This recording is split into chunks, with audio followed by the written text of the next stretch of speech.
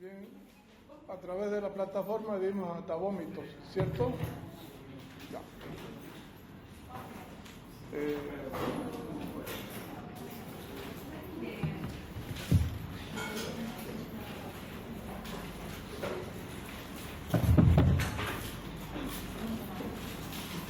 Cuando hablábamos de vómitos, creo que hay algo que me olvidé de mencionarles, que los vómitos gástricos son de 3 tipos: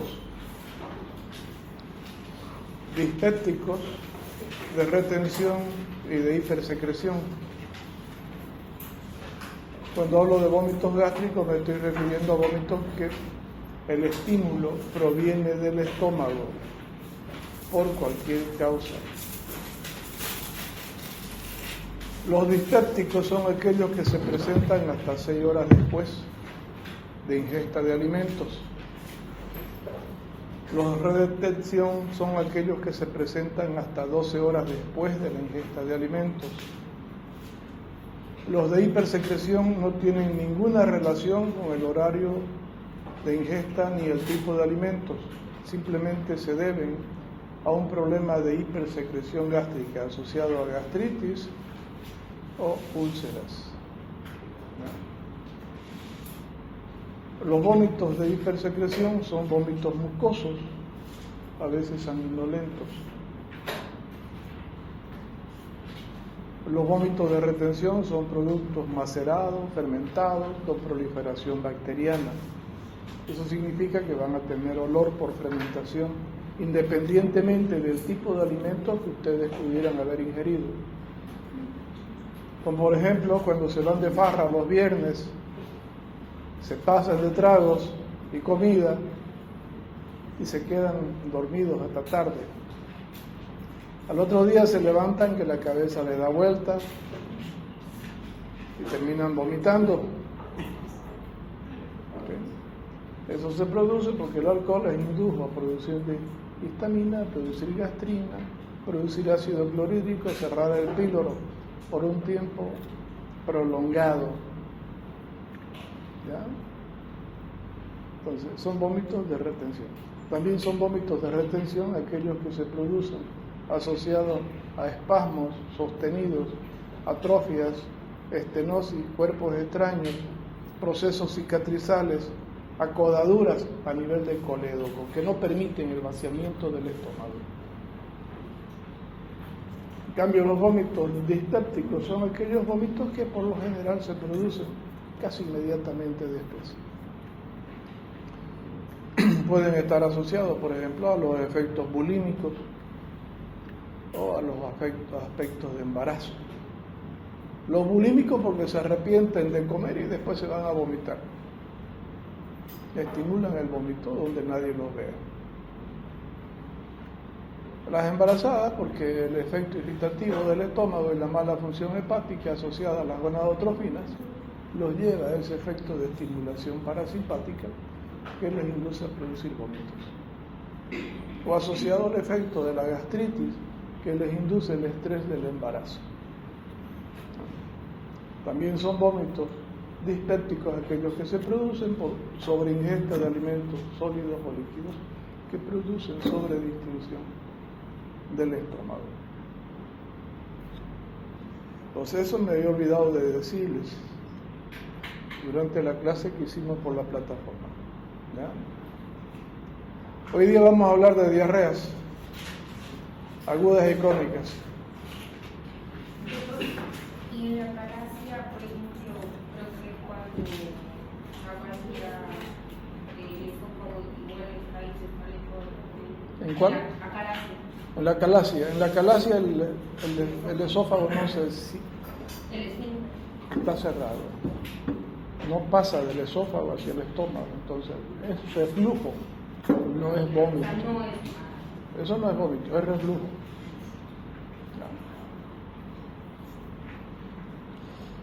Las diarreas vamos a considerarlas agudas o crónicas, porque hay más de 300 clasificaciones de diarreas. Entonces no vamos a ir una por una.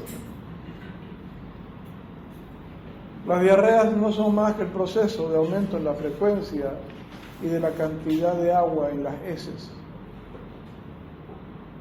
En condiciones normales una persona puede tener hasta 3 veces deposiciones en 24 horas. Pero si sobrepasa esa cantidad, esa frecuencia, asociada al aumento de la cantidad de agua, entonces se considera diarrea.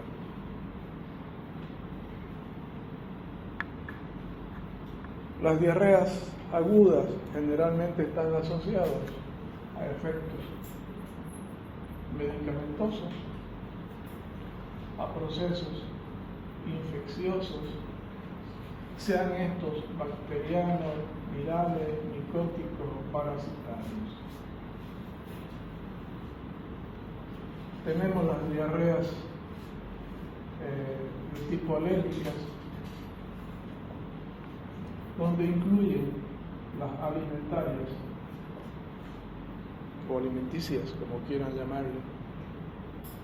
Y tenemos las diarreas inflamatorias, como causa de diarreas agudas. Para que se considere agudo, vuelvo a repetir, es aquel cuadro que se presenta por única vez o con demasiado tiempo entre cuadro y cuadro y que no dura más de 21 días.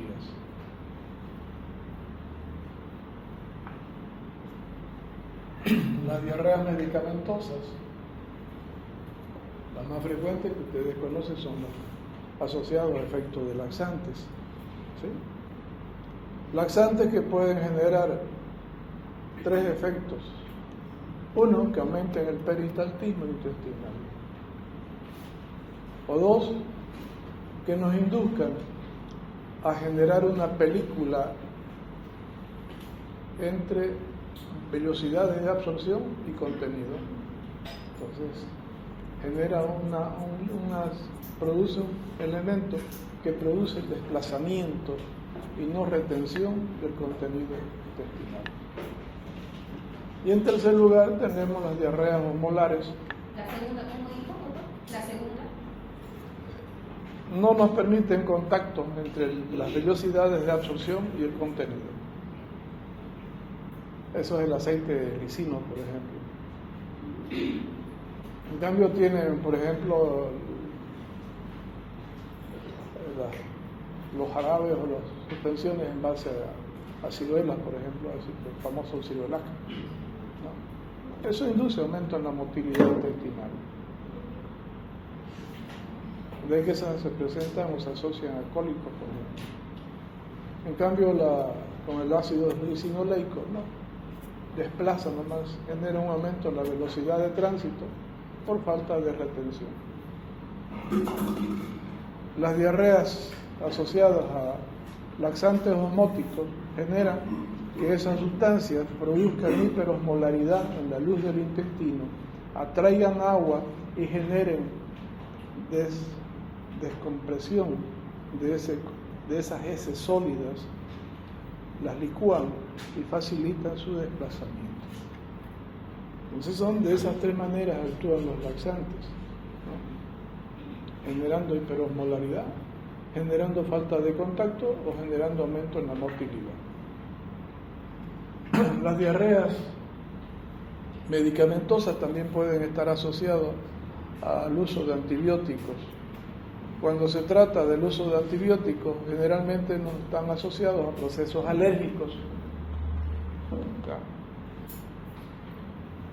Y tanto los efectos alérgicos como los efectos medicamentosos nos van a inducir un efecto a la activación de la IgE, de la inmunoglobulina E, que va a ser la responsable de activar los mastocitos a nivel intestinal para que se produzca liberación de histamina. Y la liberación de histamina nos va a generar vasodilatación, aumento de la permeabilidad, extravasación de líquidos desde los vasos y desde la célula intestinal, y además nos va a inducir a un efecto de actividad colinérgica y que nos aumenta el efecto peristáltico.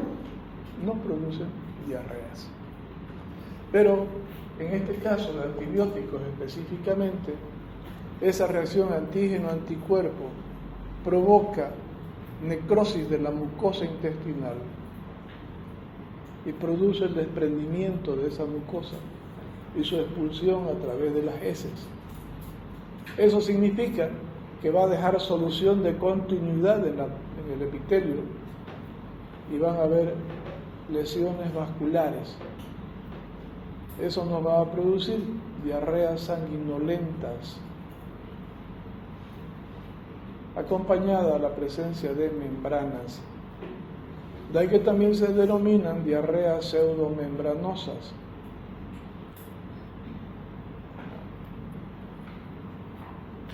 Y el efecto de necrosis que produce el efecto de la inmunoglobulina E induce a efectos de cólico por efecto de acción de prostaglandinas y el estímulo del peristaltismo. Las diarreas alérgicas simplemente producen diarreas, pero no nos llevan a generar esa exagerada cantidad de lesión de la mucosa, de ahí que no producen diarreas sanguinolentas, ni tampoco eliminan membranas. Las diarreas alimentarias también inducen a una liberación de histamina por reacción antígeno-anticuerpo. De ahí que cuando comen algo que no les sirve, o a veces las diarreas alimentarias están asociadas a este efecto, el efecto infeccioso. Pues puede estar asociado a esto o a esto.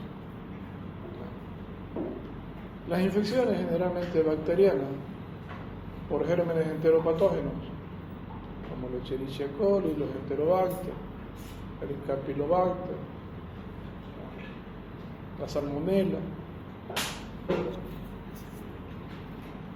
Son diarreas que producen fiebre alta, mialgias y artralgias y deposiciones sanguinolentas en algunas ocasiones, asociados a pujos y tenesmo. Pujo el esfuerzo que intentan realizar para defecar lo que no tienen, y el tenesmo, la sensación de cuerpo extraño en la ampolla rectal. ¿Ya? Entonces eso nos origina las diarreas infecciosas, aparte del aumento en la cantidad de deposiciones y de la cantidad de agua. Van a tener dolores de tipo cólico igualmente por un aumento en la actividad peristáltica y hipertonía de esa pared muscular lisa. Las diarreas virales se producen por una permeabilidad brusca de la zona de unión intercelular, las zonas de adherencia, las zonas de desmosomas, que permiten que el agua se escape desde la célula hacia el intersticio o desde la pared vascular hacia el intersticio. De ahí que nos producen diarreas abundantes de tipo líquidas, de color transparente, y muchas veces, dependiendo de la gente, puede causarnos diarrea como agua de arroz, con grumos blanquecinos, porque permite el escape de proteínas de esa pared vascular. Eso sucede con el cólera, por ejemplo.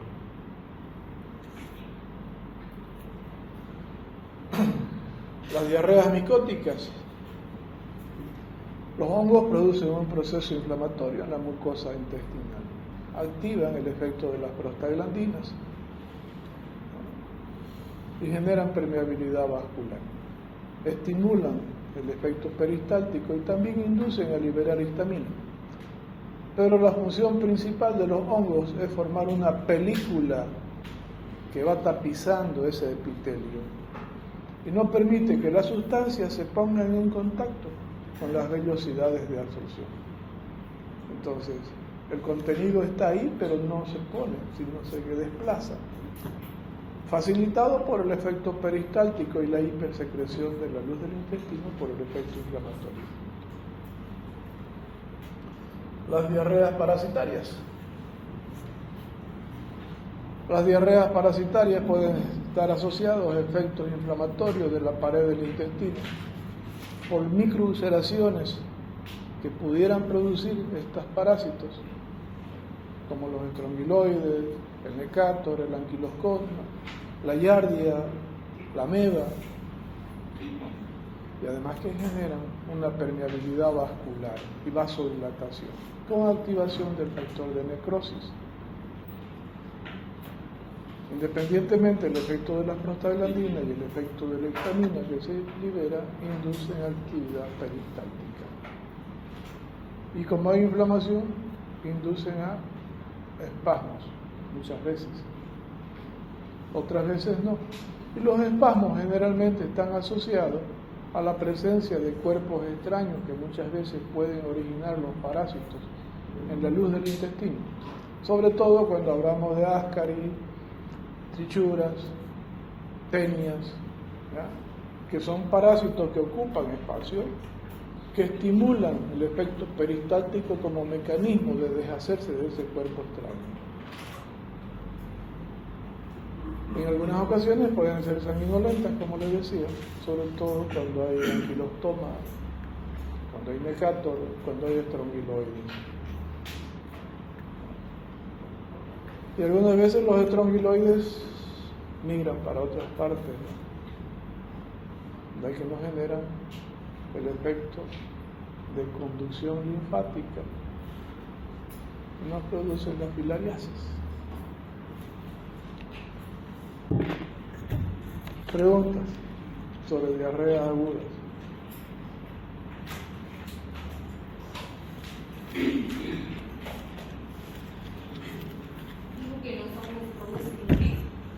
Tapizamiento, una especie de alfombra, ¿ya?, una película protectora.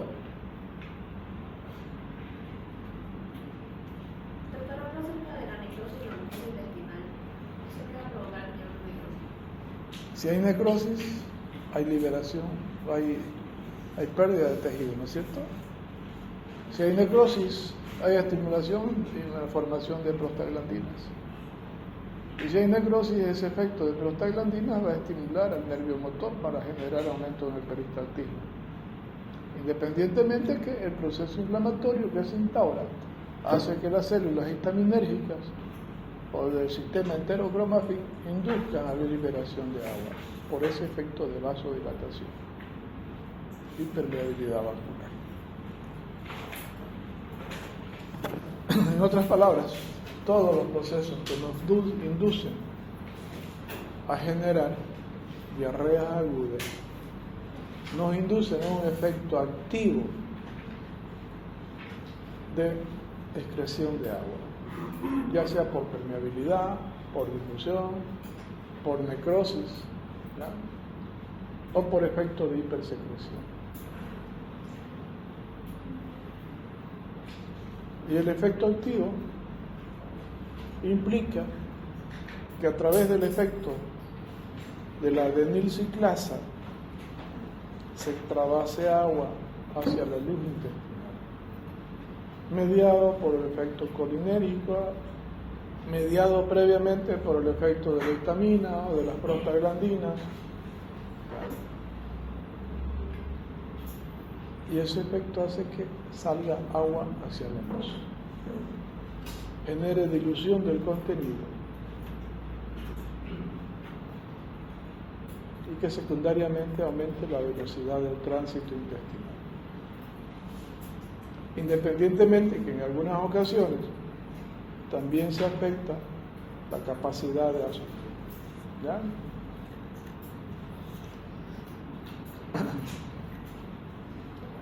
¿Otra pregunta que tengan sobre esta parte?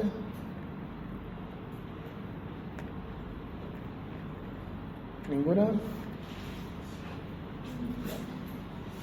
Las diarreas parasitarias son fétidas, hediondas, y muchas veces flotan en el agua y se acompañan de grasa.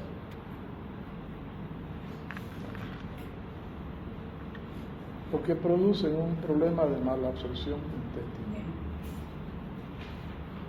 asociado a un aumento en la actividad peristáltica. Entonces no hay lugar a que el quimo se forme, no hay lugar a que las grasas se absorban.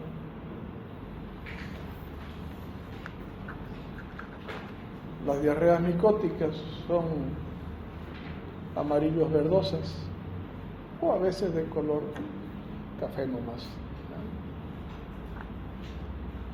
Las diarreas infecciosas pueden ser medias verduzcas a veces, clara, llena de moco, entonces producen gran cantidad de mucus por ese problema de inflamación e hipersecreción. Y como les decía, las diarreas virales son transparentes.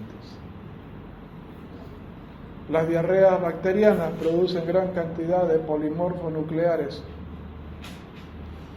Las diarreas parasitarias producen eosinófilos, presentan eosinófilos en el moco fecal. Las diarreas virales presentan mononucleares en el moco fecal. Las diarreas alimentarias o alérgicas presentan eosinofilia, que están asociados a los efectos de la activación de la histamina. Los parasitarios aumentan los eosinófilos. ¿Sí?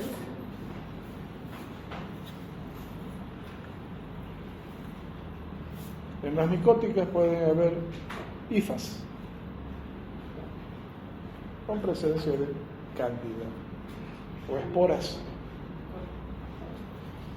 que son patognomónicas de procesos virales, micóticos. En ocasiones pueden haber micóticas infecciosas bacterianas asociadas, ¿ya?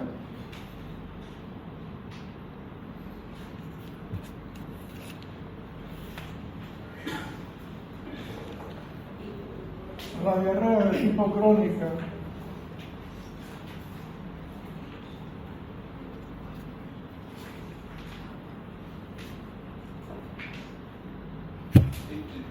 pueden ser infecciosas, pueden ser inflamatorias.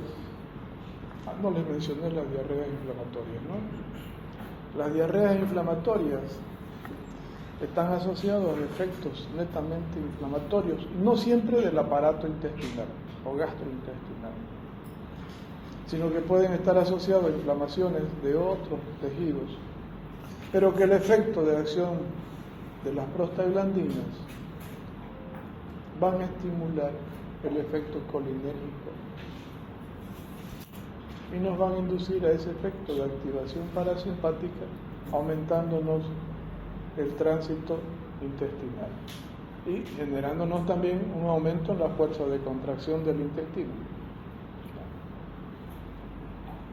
Por ejemplo, un efecto bastante frecuente de ese tipo son las diarreas ocasionadas por la inflamación del conducto auditivo externo.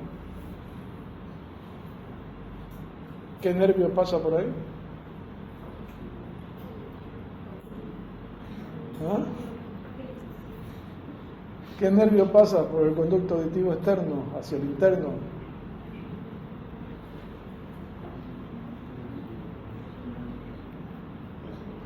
El nervio de Arnold. ¿Ya? Y la estimulación del nervio de Arnold y el efecto inflamatorio, donde por una parte hay el efecto prostaglandínico y por otra parte hay el efecto de estimulación del nervio de Arnold que está asociado a la acción nerviosa, nos inducen a que el intestino aumente su peristaltismo, aumente su fuerza de contracción e induzca a la velocidad del tránsito aumentado. Nos ocasiona diarreas. Y muchas veces los médicos le dan cualquier cosa a ese paciente que llega con dolores, con diarrea, con vómitos, para calmarle la diarrea, para calmarle el dolor, y no le revisan otra cosa. Y por más que le den lo que le den, el niño o la persona va a seguir con ese efecto, porque el problema está acá, no está acá. Y mientras se siga estimulando ese nervio, va a seguir habiendo diarrea. ¿Ya? Lo mismo pasa cuando hay inflamaciones periféricas, donde hay un foco inflamatorio, donde hay acción de prostaglandinas, pueden aparecer diarreas. ¿Ya?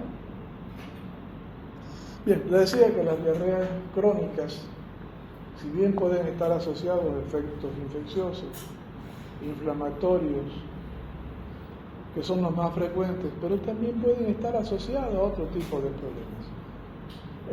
Las infecciones, sobre todo asociados a estados nutricionales, a áreas endémicas, ¿ya? Excepto los virus que tienen su periodo de acción. A desnutrición, a hipovitaminosis. Entonces son pacientes que pueden estar sujetos a este tipo de diarreas crónicas. Los malos hábitos y costumbres, de salir y comer en cualquier sitio y a cualquier hora, donde no sabemos cómo preparan, con qué preparan, cómo lavan, y no sabemos el estado de las manos de esa persona que manipula. Entonces, de ahí que salen las diarreas infecciosas, la repetición. Se infectan ahora, se infectan pasado mañana, se infectan de acá de una semana, y el cuadro diarreico sigue.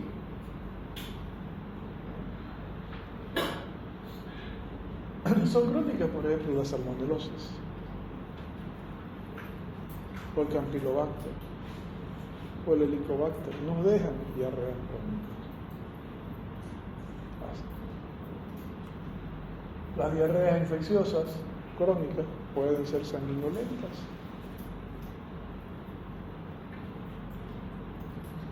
sobre todo por amebas, por shigella, por salmonella.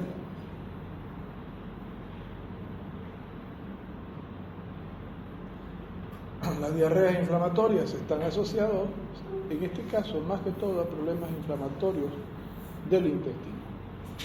Por ejemplo, la enfermedad de Crohn, el Hirschsprung, la diverticulitis, son trastornos que nos van a generar diarreas crónicas, porque tienen en forma activa el efecto de producir prostaglandinas e inducen un efecto de vasodilatación y necrosis de esa pared del epitelio intestinal y afectan las paredes vasculares y inducen a un hiperperistaltismo. De ahí que muchas veces las diarreas inflamatorias crónicas están asociadas a presencia de sangre en las heces, sobre todo los divertículos, la enfermedad de Crohn, el carcinoma velloso.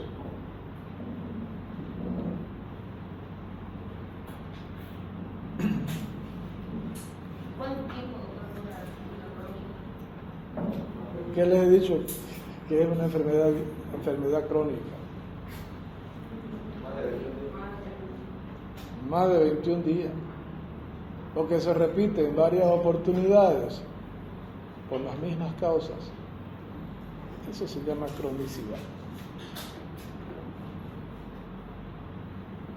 También tenemos diarreas crónicas por efectos hormonales.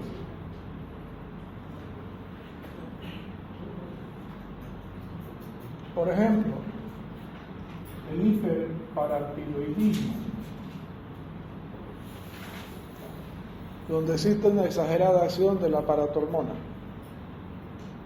Y esa paratormona genera movilización del calcio de los huesos y produce hipercalcemia asociada a calcio iónico. Y ese calcio iónico no se reabsorbe, sino que circula en las paredes vasculares. Y al circular en esas paredes vasculares puede precipitar en las paredes vasculares del intestino. Las calcifica, forma la arterioesclerosis, ¿no es cierto? Y genera paredes vasculares gruesas, rígidas, que no permiten una buena difusión y una buena nutrición a los enterocitos. Y estos se atrofian y cambian su característica de hipersecretora que facilitan la absorción o la secreción de hormonas para el efecto de la digestión a nivel intestinal, y además nos induce ese efecto de mala nutrición, de mala perfusión, la activación del factor de necrosis, que estimula un aumento de la actividad peristáltica. Entonces ese intestino no reabsorbe y también tiene efecto peristáltico aumentado. Y además tiene el efecto de la hipersecreción continua, porque está activado su sistema de adenilciclasa, AMP cíclico, forma permanente. Tiene una secreción pasiva. Si todo el tiempo están perdiendo agua. El hipoaldosteronismo.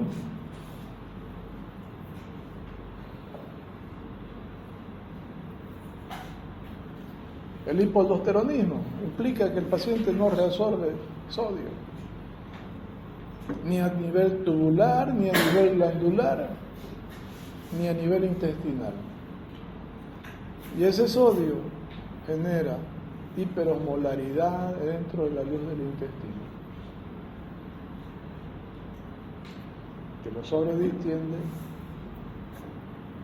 superhidrata el contenido e induce aumento en la velocidad del tránsito intestinal, porque no se resuelve.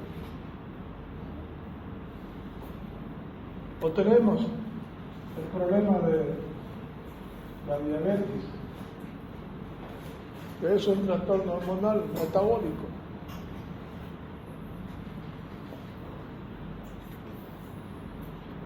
O endocrino metabólico, como quieran llamarlo.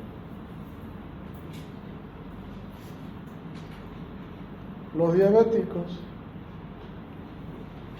inducen a hiperosmolaridad plasmática como causa principal. ¿No es cierto? Porque no pueden utilizar la glucosa, no la absorben, no la sintetizan, no la convierten en glucógeno. Pero el diabético a nivel intestinal no la absorbe en cantidad suficiente. Y eso se debe a que no tiene una enzima que se llama lactasa. Y esa falta de lactasa impide que el intestino absorba la glucosa.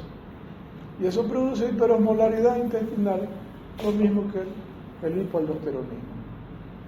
Se llena de glucosa, atrae agua, inflama, irrita y produce aumento en la actividad peristáltica e hipersecreción. El hipotiroidismo.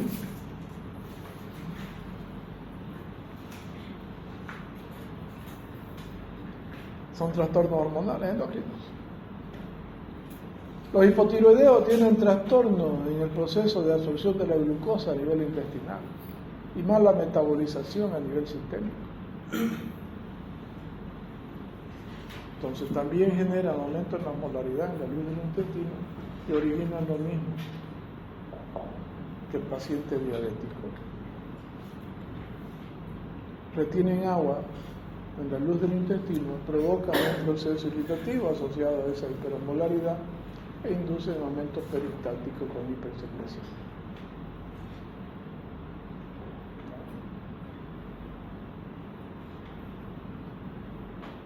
O los hipertiroideos, que tienen excitado su sistema simpático adrenérgico, también inducen efectos parasimpáticos, que nos lleva a aumento en la velocidad del tránsito intestinal. Entonces son problemas que nos causan diarreas crónicas. Trastorno de digestión.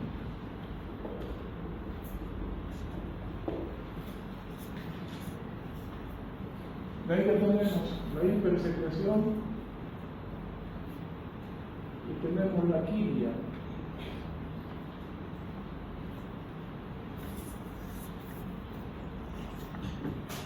La hipersecreción, sobre todo la hipersecreción gástrica o duodenal asociada a la hiperproducción de ácido clorhídrico, que va a inhibir a la acción de las enzimas proteolíticas que libera el páncreas o la vesícula. De ahí que afecta la proteólisis y la lipólisis, absorción de las proteínas y de las grasas. Y más bien produce un proceso inflamatorio a nivel de la mucosa duodeno-yeyunal o ileal, generando un aumento en la producción de histamina, generando efecto colinérgico, facilitando la intravasación de agua y aumentando la actividad peristáltica. Y la falta de proteólisis pues, genera que las heces aparezcan con amilasa y lipasa. Y la falta de lipólisis hace que esas grasas que se quedan en esa luz intestinal y que no es reabsorbida, se mezclen con el calcio que tiene el intestino, que produzca jabones que inflaman la pared del intestino y que aumenten la actividad peristáltica. De ahí que aparecen las heces que flotan en el agua, que tienen gotas de grasa y son bastante fétidas. Las aquilias son lo contrario. Las aquilias pueden ser gástricas, pueden ser pancreáticas, pueden ser hepáticas biliares. Eso significa que el estómago no secreta pepsinógeno, no produce ácido clorhídrico, no activa la pepsina, o no produce gastrina. Entonces no hay quien produzca el efecto de proteólisis a nivel gástrico. Y el contenido va a pasar hacia el duodeno-yeyunoileo sin generar la preparación para el efecto de absorción. Y esas sustancias a nivel del intestino van a generar un proceso inflamatorio, induciendo a la liberación de histamina, el efecto colinérgico, la formación de gases, la proliferación bacteriana, que nos lleva a producir diarreas. O esa aquilia puede ser pancreática, donde por una falla del páncreas no se produzca amilasa, lipasa, de carbopeptidasa, ni calicreína ni histamina, que también se producen en el páncreas. O no se produzca somatostatina para que la libere el estómago. Entonces, no hay cómo se produzca el proceso de lipólisis, de proteólisis a nivel intestinal, a nivel duodenal sobre todo. Y causa lo mismo. Inflamación, dispepsia, distensión, flatulencias, náuseas, vómitos, diarreas. O el problema puede ser hepático biliar, ya sea porque la bilirrubina no se produce por una falla en el hígado, por una obstrucción de los conductos biliares intrahepáticos o por un proceso de obstrucción del conducto de excreción biliar. Problemas de obstrucción, compresión o por extirpación de la bilis de la vesícula biliar. De ahí que esos pacientes no tienen bilirrubina suficiente para preparar la emulsión de las grasas. En otras ocasiones se produce y se libera, pero en una forma muy lenta, no adecuada. Y cuando los pacientes ingieren comidas grasosas o colecistoquinéticas, en ocasiones esa vesícula se contrae en forma brusca para responder a esa presencia de grasa en el intestino y producen cólicos que producen aumento en la actividad peristáltica o retroperistáltica, de que producen los cólicos abdominales asociados a vómitos y diarreas. Pero la falta adecuada de bilirrubina pues no produce la emulsión y la absorción de grasas. Otras veces son pacientes que le sacaron la vesícula y esa bilirrubina gotea todo el tiempo, pero no en cantidad suficiente para que una persona que ingiere grasa tenga la capacidad de poderla absorber. Entonces esa grasa se queda en ese intestino y produce su proceso irritativo. Y nos producen lo mismo, diarreas asociadas a cólicos y vómitos. ¿Ya? Entonces eso nos genera las aquilias. Las aquilias que también pueden ser intestinales por falta de secreción de secretina, de colecitoquinina, de bombecina, de calidina, ¿ya? De péptido inhibidor que facilitan, o de péptido estimulante que facilitan el efecto de la estimulación de gastrina o que facilitan el efecto de la estimulación de los elementos pancreáticos biliares. ¿Ya? Entonces, no hay un buen metabolismo, no hay una buena absorción y todos los problemas se traducen en esa vía intestinal. De ahí que nos producen los trastornos de la digestión. También tenemos disminución de la superficie de absorción intestinal.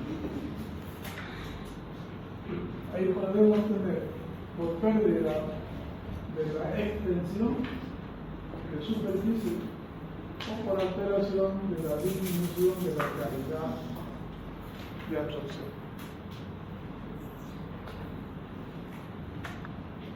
Cuando hablamos de pérdida de la superficie de absorción, nos estamos refiriendo a aquellas personas que por una u otra razón hayan sufrido cirugías que les generen pérdida en forma transitoria o permanente de superficie de extensión intestinal, donde se pierda la superficie principal de absorción. O pacientes que sufran derivaciones gastrocólicas, donde se olvida toda la capacidad de absorción intestinal y le mandan al intestino grueso una función que no cumple. Entonces, más bien esos alimentos van a generar un proceso irritativo a nivel intestinal grueso y provocan diarreas. Eso pasa con aquellas personas que se hacen cirugía para perder peso, ¿no es cierto? Las famosas bariátricas.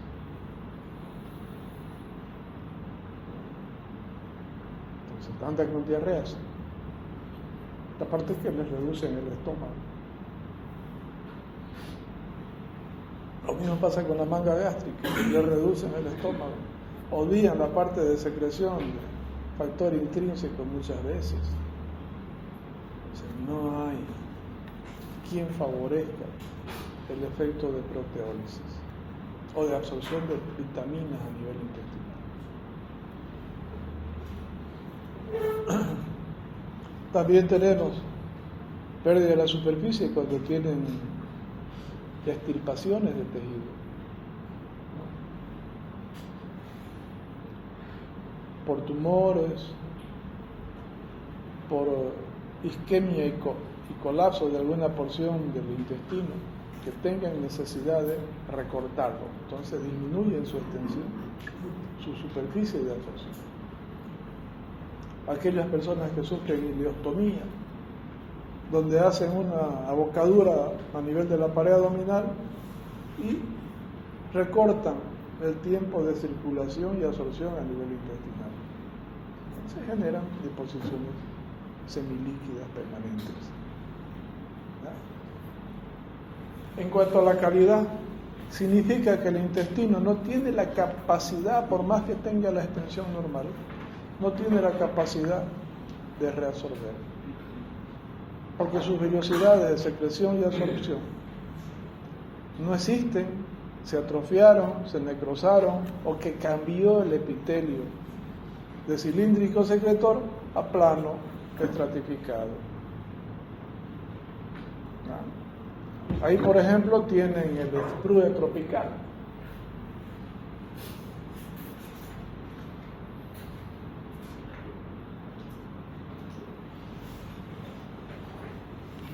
Sprue tropical. Es una diarrea crónica asociada a parasitosis, que como producto de la parasitosis crónica el paciente tenga anemia crónica y desnutrición por mala absorción. Entonces, esa anemia crónica y esa desnutrición impide que el paciente tenga una buena producción de hemoglobina, de glóbulos rojos, que capte oxígeno en cantidad suficiente para que pueda oxigenar a esos enterocitos y que les permita funcionar, y más bien induce su isquemia, su necrosis y su cambio de epitelio. Entonces, esto siempre va a estar asociado a anemia crónica por parasitosis. ¿No? Porque tenemos el sprue no tropical,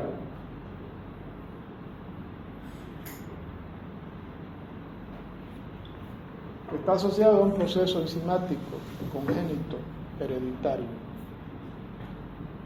que es la enfermedad celíaca, asociado a la presencia de anticuerpos antienterocitos que van y se comen a esos enterocitos y cambian ese tejido glandular secretor por un epitelio plano estratificado.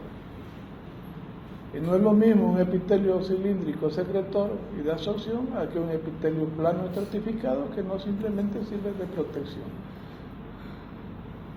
¿Claro? Entonces, este efecto está asociado al efecto inmunológico, ¿no es cierto? Es un efecto inmunológico. También dentro de los aspectos inmunológicos están asociados la intolerancia a la leche, la intolerancia a la lactosa, a la sacarosa, ¿no? Donde el contacto de esa sustancia con las vellosidades induce a la producción de anticuerpos que generan estimulación de inmunoglobulina E y que inducen un efecto peristáltico y de hipersecreción y de mala absorción por aumento en la velocidad y de hipersecreción. Tenemos los trastornos vasculares. Las hipertensiones, por ejemplo. La hipertensión arterial. Sobre todo si está asociado a un efecto metabólico, endocrino o no, como el hipercolesterolemia, congénita o no, donde el exceso de colesterol endurece las paredes vasculares y produce la ateroesclerosis, no arterio, artero, y que hace el mismo efecto que el arterio, solo que no es calcio, son placas ateromatosas que endurecen las paredes arteriales y no permiten que exista una buena difusión-perfusión. Y ese efecto vascular nos lleva a otra alteración, un efecto de la calidad de la superficie de la absorción, porque igual nos va a generar cambio de epitelio por atrofia y pérdida de su función. O están los trastornos sanguíneos asociados a anemia por distintas razones, excluyendo por supuesto la por parasitosis, porque está dentro de otro grupo, ¿no es cierto? El sprue tropical. Entonces, todo cuadro que nos produzca anemia, microcítica, megaloblástica, por trastorno de superficie, por trastorno de elasticidad, por trastorno de cadena de ADN, por trastorno de copia de ADN, por déficit de hemoglobina, por déficit de ácido fólico, por falta de captación de vitamina B12. Entonces, por cualquiera de las razones, nos va a originar que sea un torrente sanguíneo que no capte suficiente cantidad de oxígeno, que nos induzca hipoxemia, y esa hipoxemia va a traducir en una mala perfusión de las vellosidades de absorción y secreción.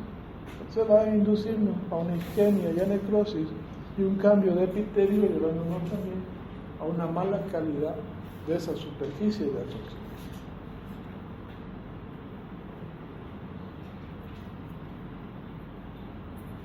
¿Está claro? Complicado, ¿no?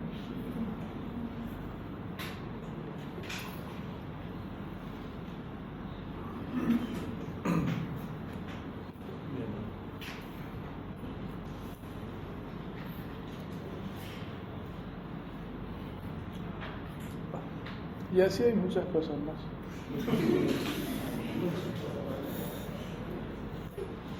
Creo que con eso tienen suficiente, ¿no?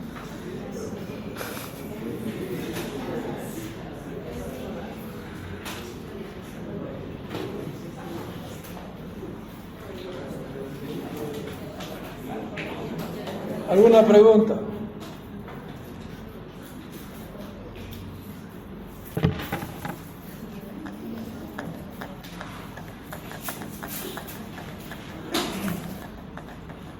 ¿Ninguna?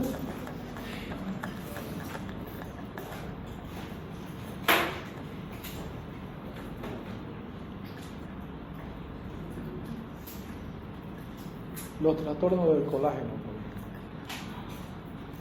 que están asociados a trastornos inmunológicos, asociados al efecto de producción de anticuerpos, antimúsculo liso, de fibras elásticas o de reticulina, y que hacen que ese epitelio pierda totalmente su característica. Vuelve un epitelio, pues, un tejido de superficie plana prácticamente, sin ningún tipo de característica de secreción o de absorción. ¿Han visto alguna esclerodermia alguna vez en un paciente? Cómo la piel, que normalmente tiene su característica, pierde todo y se vuelve como un cartón fibroso, pierde su elasticidad, pierde su textura, pierde su color. Pues ese mismo efecto sucede en el intestino. ¿No? Bien. En la próxima clase vamos a ver lo contrario a esto, que son constipación e ilio. ¿Ya? Lo uno crónico, lo otro agudo. Después de eso vemos pancreatitis, que es hasta donde van a dar examen falso.